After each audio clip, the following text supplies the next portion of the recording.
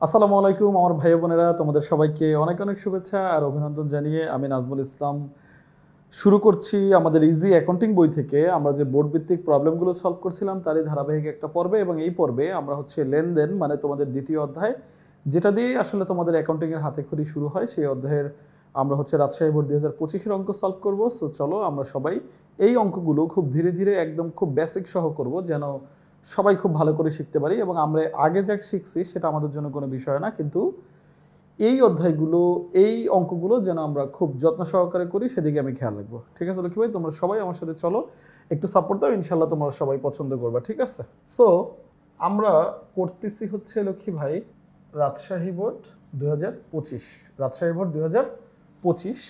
এটা হচ্ছে বাগেরহাটের মাহি ট্রেডার্সের 2022 সালের মে মাসের অঙ্ক। ঠিক আছে, ওকে। সো প্রথম আমরা যেমন প্রত্যেকটা অঙ্কের হচ্ছে কোশ্চেনগুলো পড়ে নিই, তো চলো এখানে আমরা সেই কোশ্চেনগুলো ভালো করে পড়ে নিই। আমরা প্রথমে পড়তেছি মাহি ট্রেডার্সের প্রারম্ভিক মূলধন। মাহি ট্রেডার্সের প্রারম্ভিক মূলধন, মাহি ট্রেডার্সের প্রারম্ভিক মূলধন হচ্ছে আমরা করব, দেন আমরা করব হচ্ছে 15 তারিখের লেনদেন। 15 তারিখে অবশ্যই একটা ধারে লেনদেন আছে, সেই লেনদেনের একটি চালান করব, এবং এখানে বাড়তি ইনফরমেশন আমাদের জন্য দেয়া আছে। ঠিক আছে, এবং এরপরে হচ্ছে আমরা 5 থেকে 10 তারিখের মানে 5 এবং 10 তারিখের লেনদেনগুলোর শ্রেণী বিন্যাস করব। ঠিক আছে, এই হচ্ছে আমাদের কোশ্চেন ক খ গ। ওকে, সো চলো আমরা প্রথমে প্রারম্ভিক মূলধন কিভাবে বের করে সেটা বের করে ফেললো কি ভাই। প্রারম্ভিক মূলধন মানে হচ্ছে বছরের শুরুতে মালিক কতটুকু টাকা মূলধন নিয়ে আসছে সেটা, অথবা যদি তোমাকে ডিরেক্ট মূলধনের পরিমাণ বলে সেটাও কিন্তু আসলে প্রারম্ভিক মূলধনে বোঝায়। বাট তোমাকে যদি নিট মূলধন বা সমাপনী মূলধন বলে তখন চিন্তা করতে হবে শুরু এবং শেষ পর্যন্ত মালিক যতগুলো মূলধন নিয়ে আসছে সবগুলো। ঠিক আছে, সো তোমরা এটা একটু মনোযোগ দিয়ে শোনো কি ভাই। প্রারম্ভিক মূলধন যখন আমরা বের করি এইটার একটা সূত্র আছে। ঠিক আছে, প্রারম্ভিক মূলধনের একটা সূত্র আছে। এই প্রারম্ভিক মূলধনের সূত্রটা দেখো, এটা হচ্ছে প্রারম্ভিক মোট সম্পদ, প্রারম্ভিক মোট সম্পদ মাইনাস প্রারম্ভিক মোট দায়। প্রারম্ভিক মোট সম্পদ মাইনাস প্রারম্ভিক মোট দায়। প্রারম্ভিক মোট সম্পদ মাইনাস প্রারম্ভিক মোট দায়। প্রারম্ভিক মোট সম্পদ বলতে বছরের শুরুতে, বছরের শুরুতে শুরুতে যে সম্পদগুলো নিয়ে আসে সেটা, আর এটা হচ্ছে বছরের শুরুতে যে দায়গুলো নিয়ে আসে সেটা। বছরের শুরুতে যে সম্পদগুলো নিয়ে আসে সেটা, আর বছরের শুরুতে যে দায়গুলো নিয়ে আসে সেটা। এইটা থেকে যোগ বিয়োগ করে আমরা হচ্ছে প্রারম্ভিক মূলধন বের করে ফেলি। এবং মজার বিষয় হচ্ছে লক্ষ্মী ভাই, যদি আমার সম্পদ তো থাকবে অবশ্যই সম্পদের যোগফল, যদি আমার দায় 0 থাকে তাহলে আমার দায় 0 লিখতে হবে, যদি আমার দায় 0 থাকে তাহলে আমার দায় 0 লিখতে হবে। ঠিক আছে, তাহলে সম্পদের যোগফলই আমার প্রারম্ভিক মূলধন। এই হচ্ছে আমার বেসিক সূত্র যেটা। তাহলে আমরা এখান থেকে দেখি, দেখো নগদ বলা আছে 1,50,000 টাকা, এবং আসবাবপত্র মানে স্থায়ী সম্পদ বলা আছে 20,000 টাকা। তার মানে এই যে আমার সম্পত্তির যোগফল এটা হচ্ছে 1,50,000 প্লাস হচ্ছে 20,000, এই 1,70,000 সম্পদের যোগফল পাইছি। কোনো দায় কি এখানে বলা আছে? কোনো দায় এখানে বলা নাই, এটা হচ্ছে মাইনাস, এটা হচ্ছে মাইনাস। তাহলে যোগ করে কত হবে? 1,70,000 টাকা হচ্ছে আমার প্রারম্ভিক সম্পদ। তো তোমাদের জন্য আবার একটু যদি বলি, প্রারম্ভিক মোট সম্পদ, প্রারম্ভিক মোট সম্পদ, প্রারম্ভিক মোট সম্পদ মাইনাস প্রারম্ভিক মোট দায়। যদি আমার সম্পদের জায়গায় দায় না থাকে তাহলে সব কিছু যোগ করলেই হয়ে যাবে আমার দায়। ঠিক আছে, ওকে। এবার তাহলে আমরা একটু অ্যান্সারটা দেখি। চলো ভাইয়ারা তো করে ফেলছি, তারপরে তোমাদের জন্য, তোমরা যখন কোশ্চেন করবা তখন অবশ্যই একটু গুছিয়ে করার চেষ্টা করবা, সুন্দর করে করার চেষ্টা করবা লক্ষ্মী ভাই। ঠিক আছে, এইটাকেও তুমি কিন্তু সুন্দর একটা ছকে বের করে করতে পারতা। ছকের মধ্যে যেমন আমরা একটা বেসিক ছক করি না সবসময়, বেসিক একটা ছক করি না এভাবে করে, যেমন এখানে লিখি আমরা তারিখ বা ক্রমিক নং, এখানে আমরা একটা বিবরণ দিলাম, এখানে হচ্ছে বিস্তারিত টাকা, এখানে মোট টাকা, এখানে হচ্ছে তারিখ বিবরণ বিস্তারিত টাকা মোট টাকা। ঠিক আছে, তারিখ বিবরণ বিস্তারিত টাকা মোট টাকা। এই ছকটা দিয়েও করতে পারতাম। এখানে লিখতাম সম্পদ সমূহ, এখানে লিখতাম বাদ দায় সমূহ। তো এটাও করা যায়। এটা করবো কখন? যখন তোমার হাতে সময় থাকবে এনাফ। তোমার হাতে এনাফ সময় আছে, তুমি অ্যাভেলেবেল আছো, তুমি জানো আমার এই অঙ্কটা আমি পারফেক্টলি, আমি কখনো 20 মিনিট অঙ্ক করতে বলি না, আমি সবসময় বলবো অঙ্ক করবো 16 মিনিটের মধ্যে, টার্গেট বেসড, যে আমার 16 মিনিটে এই অঙ্কটা শেষ করতে হবে। সো তুমি যদি জানো আমি 16 মিনিটে শেষ করতে পারবো, দেন একটু পরিপাটি তুমি করতে পারো। বাট যদি তুমি দেখো যে তোমার হাতে সময় কম আছে, দেন এটাও পারফেক্টলি অ্যাকসেপ্টেবল, এমন না যে এটাই কোনো ভুল আছে বা মার্কস কম পাবা, ঠিক আছে। সো আমরা উপরে সুন্দর করে লিখলাম, নিচে মাহি ট্রেডার্সের প্রারম্ভিক মূলধনের পরিমাণ নির্ণয় করা হলো, দেন আমরা সূত্র যেটা একটু আগে লিখে আসলাম সেটা লিখলাম, এবং এখানে সম্পত্তির যোগফল করলাম, এবং দায়ের জায়গায় আছে আমাদের 0, সো 0 করে ফেললাম। সো আমাদের প্রারম্ভিক মূলধন হচ্ছে 1,70,000 টাকা।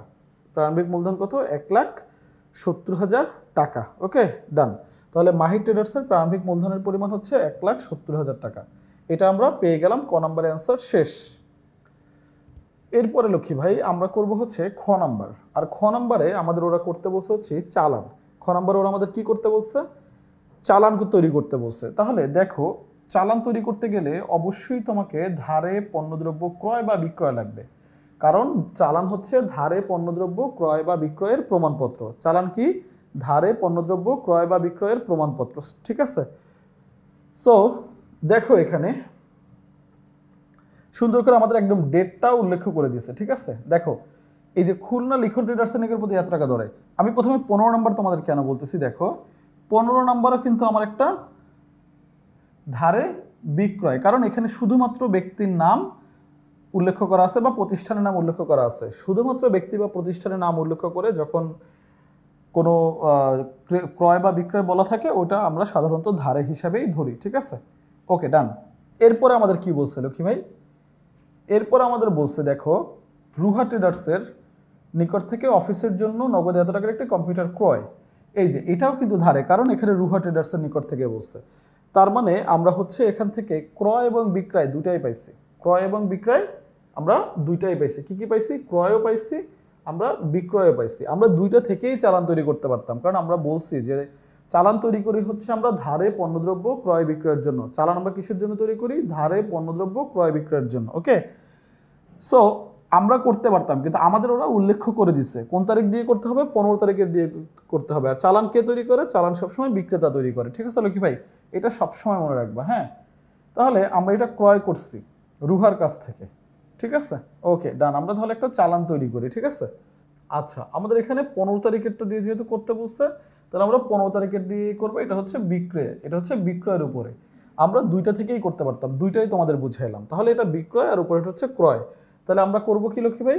15 তারিখেরটা দিয়ে করবো। চলো 15 তারিখ দিয়েই করি আমরা, ঠিক আছে। আমরা চাইলে 10 তারিখেরটা দিয়েও করতে পারতাম, আমি জাস্ট তোমাদের বুঝাইলাম যে চালানের জন্য আসলে কোনটা তৈরি করতে হয়, ঠিক আছে। দেখো নিচে মাহি ট্রেডার্সের, দেখো নিচে মাহি ট্রেডার্সের 15 তারিখের লেনদেনের অবলম্বনে একটি কি করা হলো? চালান প্রস্তুত করা হলো। এখানে আমরা আরেকটা জিনিস একটু ফলো করে আসি, এই যে মাহি, এইখানে কিন্তু মাহি হচ্ছে বিক্রেতা। এইগুলো ফাইন্ড আউট করতে তোমরা কখনোই ভুল করো না। এই যে বিক্রয় করছি কার কাছে? লিখনের কাছে। লিখন হচ্ছে আমার ক্রেতা, তাহলে এই লিখন হচ্ছে আমার ক্রেতা, বিক্রেতাকে মাহি। আর এইখানে এই যে কম্পিউটার ক্রয়, এই জায়গায় আমার ইয়াকে, এই জায়গায় হচ্ছে মাহি হচ্ছে আমার ক্রেতা, এই জায়গায় হচ্ছে আমার মাহি ক্রেতা, আর রুহা হচ্ছে বিক্রেতা। রুহা হচ্ছে বিক্রেতা। এগুলো একটু ভালো করে খেয়াল করবা সবসময়। জাস্ট ক্রেতা বা বিক্রেতাটা একটু ফাইন্ড আউট করবো, এটা যেন কোনো ভুল না হয়। তাহলে আমরা চালান তৈরি করতেছি। চালানে আমরা প্রথমে কি জানি? চালানে আমরা প্রথমে হচ্ছে এই যে আমাদের ছক চালানের, এটা হচ্ছে একটা স্ট্যান্ডার্ড ছক এবং এই অনুসারেই আমরা করি। তো চালান তৈরি করতে গেলে আমি প্রথমে আমার স্টুডেন্টদের বলে কি, এই বাইরের ছকটা তোমরা আগে দিবা না। বাইরের ছকটা কখনো আগে দিবা না। আগে তুমি তোমার মতো করে অঙ্ক করা শুরু করবা, মানে একটা বেস ধরে প্রথমে নাম লিখলা, ঠিকানা লিখলা, চালান করতেছো সেটা লিখলা, এবং এটার যে দুইটা পাশ তোমার কাজে লাগবে, যেমন এই পাশে হচ্ছে তারিখ, এই পাশে কি দেওয়া আছে? তারিখ। তারিখ কত দেওয়া আছে? 15 মে 2022। 15 মে 2022 যে তারিখে আমাদের ঘটনাটা ঘটছে। আর এই পাশে আমরা কি লিখি? এই পাশে চালান নাম্বার লিখি, যেটা আমাদের প্রশ্নে দেয়া আছে। আমরা ক্রেতার নাম লিখে দিলাম, আমরা তার ঠিকানা লিখে দিলাম। ঠিকানা না থাকলে তুমি তোমার মতো বসাই দিতে পারো, অথবা dot dot dot dot dot dot দিয়েও দিতে পারো, কোনো সমস্যা নেই। সো আমরা উপরের অংশ সুন্দর করে ফেললাম লক্ষ্মী ভাই, উপরের অংশ আমরা সুন্দর করে ফেললাম। মাহির ট্রেডার্স মানে বিক্রেতার নাম এবং চালান লিখলাম, ডাইন সাইডে তারিখ, বাম সাইডে চালান নম্বর, ক্রেতার নাম এবং ঠিকানা। একদম কল্পনা করে নাও, চোখ বন্ধ করে ভাইয়ের সাথে সাথে এটা নিয়ে নাও। ডান। এরপর আমাদের যে বেসিক ছকটা, এই বেসিক ছকে আমাদের প্রথমে কি থাকে? এই বেসিক ছকে প্রথমে আমাদের থাকবে ক্রমিক নং। এই বেসিক ছকে প্রথমে আমাদের কি থাকবে? ক্রমিক নং। দেন থাকবে মালের বিবরণ, দেন থাকবে দর, দেন থাকবে পরিমাণ, এবং তারপরে থাকবে টাকা। টাকার ঘর এখানে তুমি দুইটাও দিতে পারো, একটা হচ্ছে বিস্তারিত টাকা আর একটা হচ্ছে মোট টাকা, এই দুইটা দিয়েও করতে পারো। আমি ওইটা পছন্দ করি। ওইটা করতে গেলে হয় কি, তোমার একটা নিচেই লাগে না, আরেকটা ব্যালেন্স রাখার তুমি সুন্দর একটা জায়গা পাও, ঠিক আছে? সো এটা তুমি কিভাবে করবা? প্রথমে ক্রমিক নং, মালের বিবরণ বা বিবরণ, দর টাকা বা একক টাকা যেটাকে বলে, পরিমাণ, এবং টাকা, বিস্তারিত টাকা, মোট টাকা, এভাবে করেও করতে পারো, ঠিক আছে? সো আমরা এটা দেখলাম যে আমরা লিখনের কাছে যে পণ্য বিক্রয় করছি ওখানে এখানে ক্রমিক নং দেওয়া আছে। সো আমরা লিখলাম লিখন,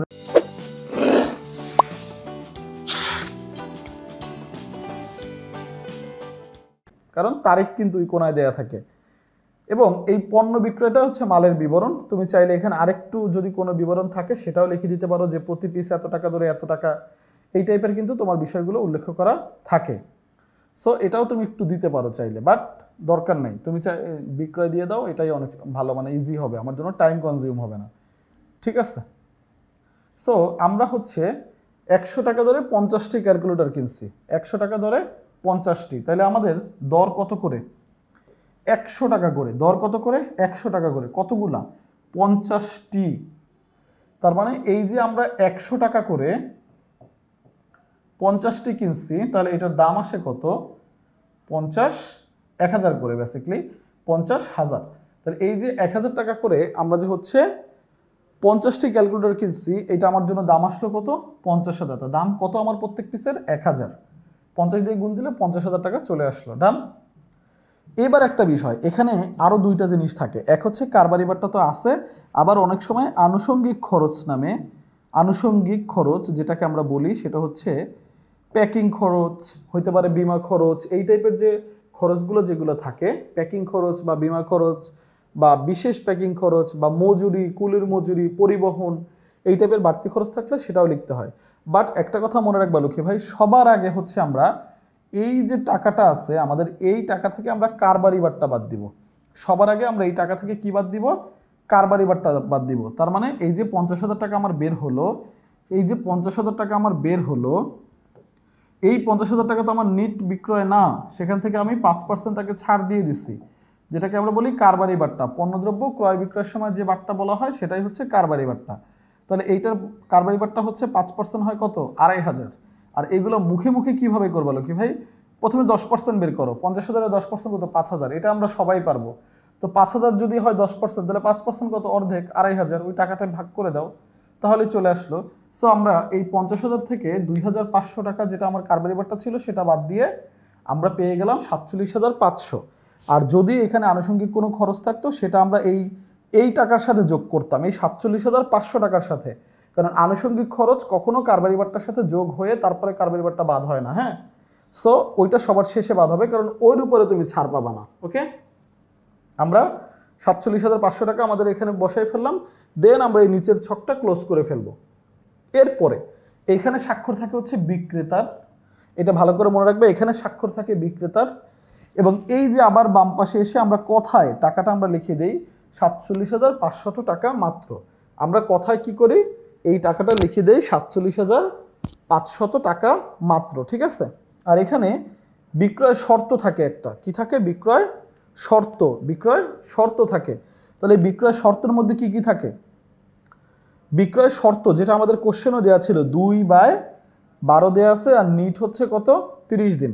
এইটাকে এখন তোমাদের আমি একটু এক্সপ্লেইন করাবো লক্ষ্মী ভাই, কারণ এইটা হচ্ছে আমাদের ইয়াতে থাকে, নৈবিত্তিকে থাকে। এই যে 2/10, এইটা মানে হচ্ছে 2%। 2/12 বলা আছে, এটা 10 ম্যাক্সিমাম বলা থাকে আসলে, এর জন্য আমার মুখ থেকে বারবার 10 আসতেছে। ওকে, সো এটা হচ্ছে 2%, আর এটা হচ্ছে 12 দিন। 12 দিন, এটাও 12, 30, এটাও হচ্ছে 30 দিন। ওকে, এইটা মানে হচ্ছে এই যেদিন থেকে ওরা ক্রয় করছে, যে 15 তারিখ, তার থেকে যদি 12 দিনের মধ্যে, মানে 15 তারিখ থেকে 12 দিনের মধ্যে যদি এই 47,500 টাকা ওরা পরিশোধ করে দেয়, দেন এই যে 47,500 টাকা আছে তার উপরে ওরা এক্সট্রা 2% কারবারি বাট্টা মানে নগদ বাট্টা পাবে, এক্সট্রা 2% বাট্টা পাবে। এই বাট্টাটার নাম হচ্ছে নগদ বাট্টা। মনে রাখবা, টাকা আদান প্রদান করার সময় যে বাট্টাটা দেয় সেটা হচ্ছে নগদ বাট্টা, আর যেটা হচ্ছে গিয়ে তোমার পণ্যদ্রব্য ক্রয় বিক্রয়ের সময় হয় সেটা হচ্ছে কারবারি বাট্টা। সো এই যে 2% এটা হচ্ছে নগদ বাট্টা, এবং এটা কতটুকুর মধ্যে অ্যাপ্লিকেবল? 15 তারিখ থেকে মানে তোমার 12 দিন যেদিন ডেট হবে তার মধ্যে, তারপরে একদিন হলেও এর মধ্যে এটা অ্যাপ্লিকেবল না, এবং এর জন্য এটাকে বলে নগদ বাট্টা। আর নিট যে বলা আছে, নিট 30 দিন মানে হচ্ছে টাকাটা 30 দিনের মধ্যে দিতেই হবে, 30 দিনের মধ্যে এই টাকা পরিশোধ করতে হবে মাস্ট। আর যদি তারা হচ্ছে 12 দিনের মধ্যে দেয় যেদিন থেকে কিনছে, তাহলে তারা কি পাবে? 2% বাট্টা পাবে। কি বাট্টা পাবে? নগদ বাট্টা পাবে। আর কারবারি বাট্টা তো শুরুতে পেয়েই গেছে। এটা হচ্ছে শর্ত, এটা কিন্তু অনেক সময় তোমাদের নৈবিত্তিকে আসে। দেন তাহলে আমরা কি করলাম? বিক্রেতার স্বাক্ষর একটা দিয়ে এই পাশে 3টা জিনিস আমরা লিখি, টাকা, কথায়, বিক্রয় শর্ত আর বিশেষ দ্রষ্টু দিয়ে আমরা একটা লিখি, ভুল ত্রুটি সংশোধনযোগ্য অথবা কৃত মাল ফেরতযোগ্য বা ফেরতযোগ্য নয়, এই টাইপের কিছু বিষয় আমরা লিখে দিই, সেটা তোমরা লিখে দিবা। ডান? ওকে, তাহলে আমি বুঝতে পারছি, আমার ভাইয়েরা চালানটাও চমৎকারভাবে বুঝতে পারছে, আমার বিশ্বাস। ওকে, এখন আমরা করব হচ্ছে গ নাম্বার। এই গ নাম্বার আমাদের বলছে 5 থেকে 10 তারিখের, আই মিন 2টা লেনদেন যেটা আছে এইটার হচ্ছে সাথে জড়িত হিসাবের শ্রেণী। হিসাবের শ্রেণী, এখন তোমাদের এইটা অনেক সময় একটু কনফিউজ হয়ে যায় যে হিসাবের শ্রেণীগুলো কি। তো এটা আমি একটু তোমাদের ভালো করে আগে একটু বলে নেই, যেহেতু আমার ভাই বোনদের শেখানোর জন্য আমরা অঙ্কগুলো করতেছি, জাস্ট সলিউশনের জন্য না। দেখো লক্ষ্মী ভাই, অ্যাকাউন্টিং এর ভাষায় হিসাবকে আসলে 5 ভাগে ভাগ করা যায়। অ্যাকাউন্টিং এর ভাষায় হিসাবকে কয় ভাগে ভাগ করা যায়? 5 ভাগে। প্রথম হচ্ছে সম্পদ, সম্পদ, দেন হচ্ছে দায়, দেন হচ্ছে আয়, দেন হচ্ছে ব্যয়, আরেকটা হচ্ছে মালিকানা, মালিকানা সত্ত্ব, মালিকানা সত্ত্ব।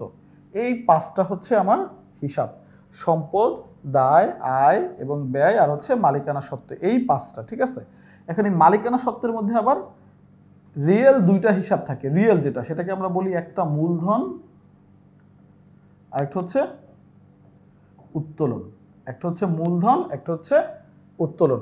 এই 5 রকমের হিসাব এর মধ্যেই আমাদের যতগুলো অ্যাকাউন্টিং এর টার্মে আমরা হিসাব বা পক্ষ পাই, এই হিসাবের আবার আরেকটা নাম আছে, সেটা হচ্ছে পক্ষ।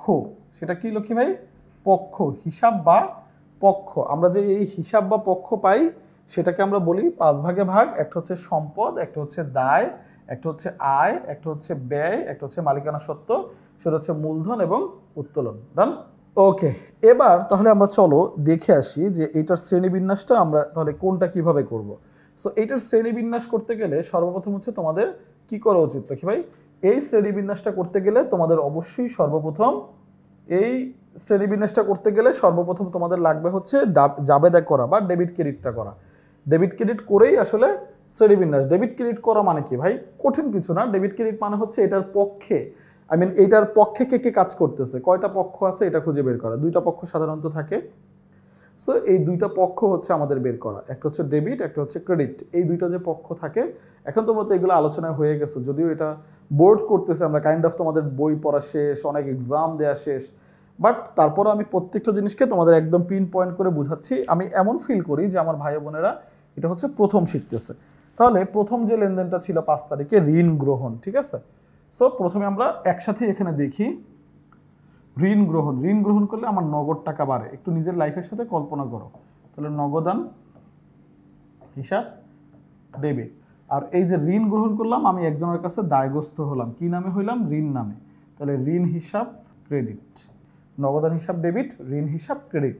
ব্যাখ্যা দিয়ে দিই কেন নগদান ডেবিট। আমার একটা সম্পদ বাড়ছে কারণ আমি টাকাটার ঋণ নিছি, আর এখানে হচ্ছে আমার একটা দায় বাড়ছে কারণ এই আমি তার কাছে টাকাটা দিতে বাধ্য। এটা গেল। সো এই যে নগদ, এটা হচ্ছে আমার একটা অ্যাসেট। ঠিক আছে, এটাকে আমরা বাংলায় বলি হচ্ছে সম্পদ। এটা হচ্ছে আমার একটা সম্পদ, অ্যাসেট। আর এরপর হচ্ছে লায়াবিলিটি, এটাকে আমরা বলি লায়াবিলিটি। ঠিক আছে, লায়াবিলিটি, এটার নাম হচ্ছে সহজে বললে দায়। তাহলে আমরা যে হিসাবের 5টা শ্রেণী পড়ছিলাম, সম্পদ, দায়, আয়, ব্যয় এবং মালিকানা সত্ত্ব, তাহলে দুইটা পক্ষ আমরা পেয়ে গেছি। এটা একটা হচ্ছে সম্পদ শ্রেণী, একটা হচ্ছে দায় শ্রেণী। শেষ। এরপরে আমাদের দেখো 10 তারিখে কি বলছিল, রুহা ট্রেডার্সের নিকট থেকে অফিসের প্রয়োজনে নগদে। আচ্ছা, এই যে একটা কথা দেখো, এই যে চিপা চাপায় তোমাদের ঝামেলাটা কি করায়, এখানে যে তোমার নগদে বলা আছে, এটা হচ্ছে নগদে বলা আছে। কি বলা আছে লক্ষ্মী ভাই? নগদে। এই নগদে তোমাদের জন্য অনেক সময় অনেক ঝামেলা হবে। যদি কোনো ব্যক্তি বা প্রতিষ্ঠানের নামের পরে নগদ বা ব্যাংকের কথা বলা থাকে, তখন সেটা হচ্ছে অবশ্যই তোমার একটা কি, সেটা হচ্ছে অবশ্যই তোমার জন্য একটা নগদে লেনদেন, ব্যাংকে লেনদেন। সো ওইটা কিন্তু ধারে না। এই যে ধারের ট্রেড রিসিট শুধুমাত্র নাম এবং প্রতিষ্ঠানের নাম উল্লেখ করা থাকলে সেটা হচ্ছে তোমার ধারে লেনদেন। ঠিক আছে, তাহলে আমরা 10 তারিখের লেনদেনটা দেখি। 10 তারিখের লেনদেনে আমাদের এখানে কি বলছে লক্ষ্মী ভাই? 10 তারিখের লেনদেনে বলছে কম্পিউটার ক্রয়। যখন আমরা অফিসের জন্য কোনো যন্ত্রপাতি ক্রয় করি তখন সেটাকে বলে অফিস সরঞ্জাম। কি বলবে? অফিস সরঞ্জাম। আর এটা কিনছে কি? নগদে না? একসাথে তিনটা যাবে, এখান থেকে শিখে ফেলবো। নগদান। কিসে কিনছি? নগদে। যদি এটা ব্যাংকে চেকে কিনতাম তাহলে হয়তো ব্যাংক, যদি এটা আমরা ধারে কিনতাম তাহলে হয়তো প্রদেয়। দেখো কাজ কিন্তু ওই একই। একটা সম্পত্তি আমার কি হয়েছে? বাড়ছে। কিনছি কার কাছ থেকে? কিনছি হচ্ছে লক্ষ্মী ভাই আমরা কিনছি কার কাছ থেকে? কিনছি হচ্ছে গিয়ে আমরা যে কোনো একটা প্রতিষ্ঠানের কাছ থেকে, ওর নাম রুহা। সো আমরা ওর কাছ থেকে কিসে কিনছি? নগদে কিনছি। প্রথম কথা হচ্ছে আমার সম্পত্তি বাড়ছে, অফিস সরঞ্জাম নামে একটা সম্পত্তি বাড়ছে, এটাকে আমরা বলি হচ্ছে অ্যাসেট। দেন আমি এটা এই লেনদেনের জন্য কিসে কিনছিলাম? এই লেনদেনের জন্য এটা আমি কিনছি নগদে। তার মানে আমার একটা নগদ কমছে, নগদ কি হয়েছিল কি ভাই? নগদ হচ্ছে কমছে, নগদ কমে গেল। তো যেহেতু নগদ কমছে তাহলে আমার একটা অ্যাসেট কমছে। তাহলে আমাদের এই লেনদেনে হয়েছে কি, ওই যে সম্পদ শ্রেণী দুইটাই, এটা সম্পদ, এটাও সম্পদ, এটাও সম্পদ।